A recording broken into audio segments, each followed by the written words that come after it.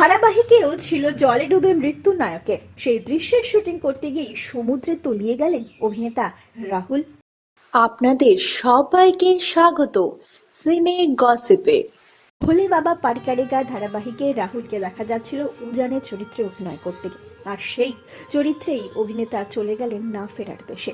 রাহুলের মৃত্যু রহস্য নিয়ে নিতান্ত কাটাছেঁড়া ঘুম হচ্ছে না। প্রতিদিনই উঠে আসছে নতুন প্রশ্ন। বুধবার তেমনই এক গুঞ্জনে শোরগোল পড়ে গেল টলিপাড়ায়।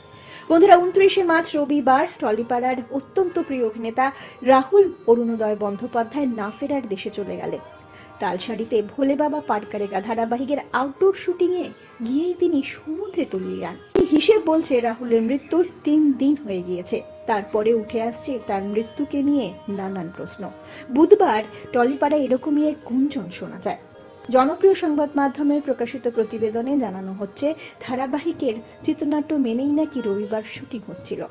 সেই জনপ্রিয় সংবাদ মাধ্যমে প্রকাশিত খবর অনুযায়ী মধুচন্দ্রিমায় গিয়েই নাকি জলে ডুবে মৃত্যু হবে নায়ক উজানের, অর্থাৎ রাহুলের চরিত্রের। ধারাবাহিকে নাকি এমনই দৃশ্য দেখানো হবে তা পূর্ব পরিকল্পিত ছিল। সংবাদ মাধ্যমে সেই প্রতিবেদনে আরো বলা হয়, সেই অনুযায়ী গভীর জলে শুটিং করতে গিয়েছিলেন ধারাবাহিকের নায়ক নায়িকা রাহুল অরুণোদয় বন্দ্যোপাধ্যায় এবং অভিনেত্রী শ্বেতা মিশ্র। মাত্র একজন নুলিয়া উপস্থিত ছিল শুটিং স্থলে। নিরাপত্তার আর কোনো ব্যবস্থা ছিল না সেখানে। এমনকি স্থানীয় থানা থেকেও সমুদ্রের শুটিং এর জন্য অনুমতি নেওয়া হয়নি। জনপ্রিয় সংবাদ মাধ্যমে প্রকাশিত এই খবর অনুযায়ী সেখানে উল্লেখ রয়েছে, এই তথ্য ছড়িয়েছে নাকি ধারাবাহিকের প্রযোজনা সংস্থা ম্যাজিক মোমেন্টস এর অন্দর থেকেই।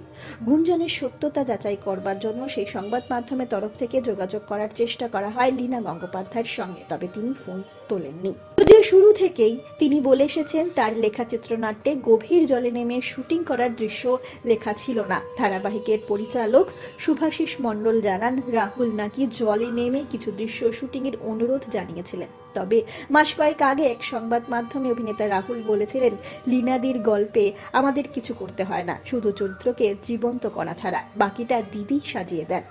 রাহুল জলে নেমে শুটিং এর অনুরোধ জানিয়েছিলেন। এই বক্তব্য প্রযোজনা সংস্থার তরফ থেকে জানানোর পাশাপাশি উঠে আসছে আরেকটি তথ্য।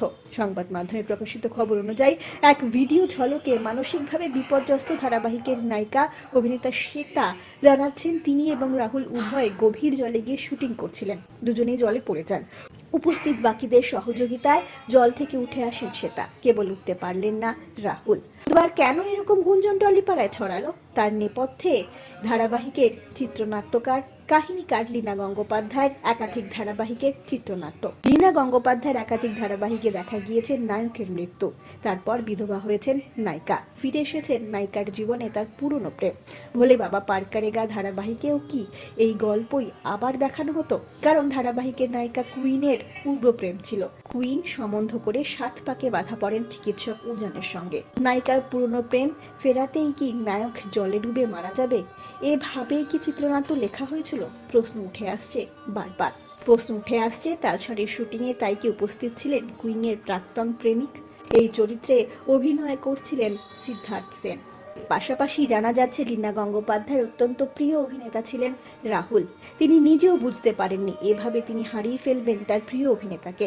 রাহুলের মৃত্যুর 3 দিন পর এক বিবৃতিতে প্রযোজনা সংস্থার তরফ থেকে জানানো হয়েছে, নিরপেক্ষ তদন্তের স্বার্থে তিনি মহিলা কমিশনের চেয়ারপারসন পদ থেকে ইস্তফা দিতে চান।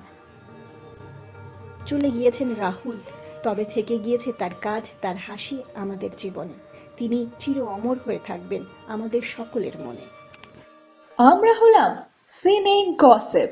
জুড়ে থাকুন আমাদের সঙ্গে, সাবস্ক্রাইব করুন আমাদের এই ইউটিউব চ্যানেলটি।